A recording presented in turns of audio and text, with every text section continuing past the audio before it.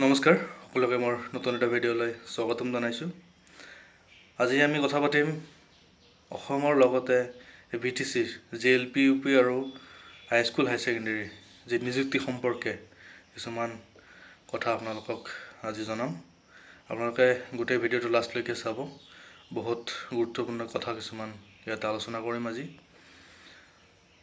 এইটো ভিডিঅ' সম্পূৰ্ণ এডুকেশ্যন ডিপাৰ্টমেণ্টৰ লগত জড়িত, যিসকলে যি শিক্ষক নিযুক্তি সেই বিষয়ৰ লগত এই ভিডিঅ'টো জড়িত হয়। তো যিসকলে এডুকেশ্যন ডিপাৰ্টমেণ্টৰ লগত জড়িত বা এডুকেশ্যনৰ চাকৰিৰ কাৰণে প্ৰিপাৰেশ্যন কৰি আছে, তেখেতসকলৰ কাৰণে এই ভিডিঅ'টো আপোনালোকে লাষ্টলৈকে চাব। তো কথা পাতোঁ যে এতিয়া অসমত মই যোৱা দুদিন আগত এটা ভিডিঅ' বনাইছিলোঁ যে কেইদিনমান আগতে আমাৰ অসমৰ মুখ্যমন্ত্ৰী বা আমাৰ শিক্ষামন্ত্ৰী ডাঙৰীয়াই তেখেতসকলে প্ৰায় 80,000 শিক্ষক নিযুক্তি দিবলৈ তেখেতসকলে প্ৰস্তুতি লৈছে বা তেখেতসকলে প্ৰিপাৰেশ্যন কৰি আছে। আৰু গোটেই বিভাগীয় কৰ্তৃপক্ষৰ পৰা যিহেতু ডাটাখিনি লৈ আছে, যিহেতু অহা 2026-27ৰ পৰা 2027 মাৰ্চলৈকে যিমানখিনি পোষ্ট ভেকেঞ্চি হ'ব, সেই গোটেই ভেকেঞ্চিখিনি যিহেতু ফিল আপ কৰিব, সেইকাৰণে গোটেই ডিটেইলছখিনি বিচাৰিছে। তো ইয়াতে কথা হ'ল যে যথেষ্টখিনি পোষ্ট, 80,000 যদি পোষ্ট হয়, LP UP হাইস্কুল হাই ছেকেণ্ডেৰী যথেষ্টখিনি পোষ্ট থাকিব।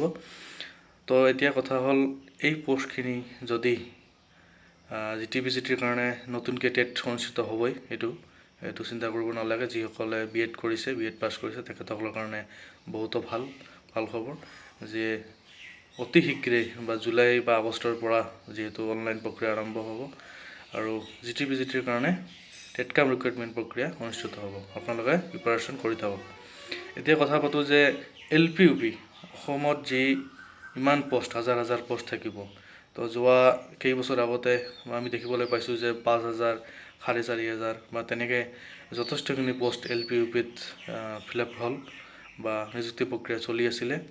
কিন্তু যিহেতু এইবাৰ হাজাৰ আকৌ পোষ্ট ভেকেঞ্চি ওলাব, তো এইখিনি পোষ্ট যিসকল 2023ৰ পৰা বা 2021ৰ পৰা 2021ত যিহেতু অসম টেট লাষ্ট হৈছিলে আৰু 2023ত VTCৰ 6 শিডিউল এৰিয়াত টেট অনুষ্ঠিত হৈছিলে। তো এতিয়া কথাটো হ'ল যে আৰু অসম টেট মানে LP UPৰ কাৰণে অসম টেট অনুষ্ঠিত কৰিব লাগে নে নালাগে।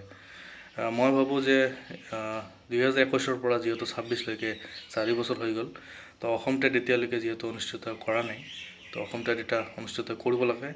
কিয়নো CTETক প্ৰাধান্য দিছে যদিও আপোনালোকে সকলোৱে জানে যে CTETত যিটো পাৰ্চেণ্টেজ বা যিসকল উত্তীৰ্ণৰ বা পাছ কৰাৰ হাৰ যথেষ্টখিনি কম হয় আৰু অসমৰ কেণ্ডিডেট মেক্সিমাম পাছ কৰিব নোৱাৰে। আৰু কাৰণ ইয়াত এটা প্ৰব্লেম হ'ল যে লেংগুৱেজ প্ৰব্লেম এটা আছে, যিহেতু হিন্দী আৰু ইংৰাজী লেংগুৱেজতে আহে, সেইটো এটা প্ৰব্লেম হয়। আৰু বহুতে CTET অসম টেটতকৈ যথেষ্টখিনি টাফ হয়, আপোনালোকে জানে যিসকলে টেট দিছে। তো সেইকাৰণে যিসকল নতুন কেণ্ডিডেট আছে, সেইসকল কেণ্ডিডেটে অসম টেট হোৱাটো বিচাৰে আৰু আমিও অসম টেট হোৱাটো বিচাৰোঁ। কাৰণ বহুতো কেণ্ডিডেট DLED BEd পাছ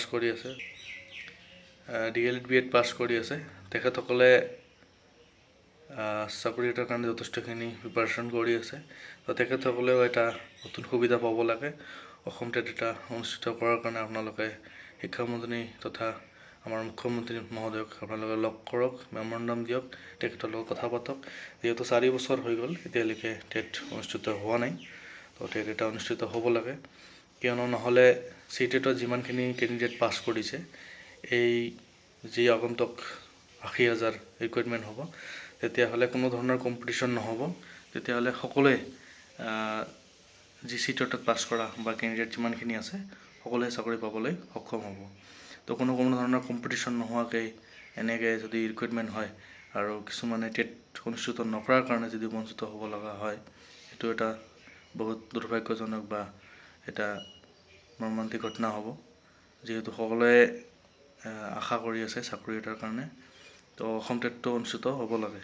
এতিয়া কথা পাতোঁ যে আমি VTCৰ যি LP UP, মই যোৱা ভিডিঅ'ত কৈছিলোঁ যে VTCৰ যি LP UP, এইটো জুলাই মাহত যিমান সম্ভৱ জুলাই মাহত ইয়াৰ মেৰিট লিষ্ট পাব্লিছ হ'ব। জুলাই মাহৰ লাষ্টত নহ'লে আগষ্টৰ প্ৰথমত ইয়াৰ মেৰিট লিষ্ট পাব্লিছ হ'বই। এতিয়া কথা হ'ল যে BTCৰ আমাৰ সন্মানীয় EM প্ৰকাশ বসুমতাৰী ডাঙৰীয়াই কৈছিল কেইদিন আগত জনাইছিলে যে নিউজৰ আগত তেখেতে কৈছিলে যে LP UPৰ যি মেৰিট লিষ্ট অলৰেডি তেখেতসকলে প্ৰস্তুত কৰিছে বা জুলাই মাহত তেখেতসকলে দিয়াৰ কাৰণে যোজা চলাই আছে বা জুলাই মাহত দিব বুলি তেখেতে জনাইছে। আৰু লগতে ভেঞ্চাৰ স্কুলৰ যি BTCৰ যিমানখিনি ভেঞ্চাৰ স্কুল আছে এই গোটেইখিনি প্ৰাদেশিকৰণৰ কাৰণে তেখেতসকলে BTC গভৰ্ণমেণ্ট আৰু অসম গভৰ্ণমেণ্টৰ লগত কথা পাতি আছে যে যিমানখিনি ভেঞ্চাৰ স্কুল আছে BTCত সেইখিনি যাতে প্ৰাদেশিকৰণ কৰিব পাৰে। তো মুঠতে এইখিনি আছিল আৰু নেক্সট ভিডিঅ' মই আপোনালোকক আকৌ বনাই ডিটেইলছখিনি জনাম যে কেতিয়া আৰু কি আহে কি আপডেট আহে। তো আজিলৈকে এইখিনি ভিডিঅ'। Thank you. জয় অসম।